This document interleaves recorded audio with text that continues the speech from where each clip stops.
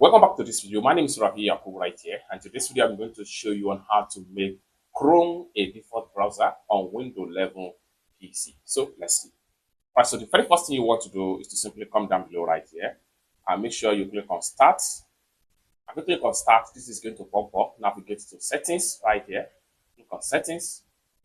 And the next thing you want to do is to navigate to Apps right here. Click on Apps. So it's going to take you right here. Next thing you need to do is to simply navigate to Default Apps. So it's going to take. So the next thing you need to do is to simply click on the default browser. So I'm going to simply click on here. I'm going to click on Edge. Then this is going to pop up. Next thing I'm going to do is to simply click on Google Chrome. So this is going to pop up. Next thing you need to do is to simply click on Switch Anyway. And with that, you have Google Chrome as your default browser on Windows 11 PC. It's as simple as that. So basically, this is how to simply make Chrome a default browser on Windows 11 PC.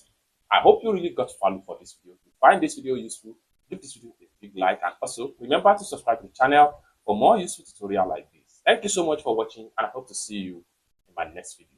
Bye for now.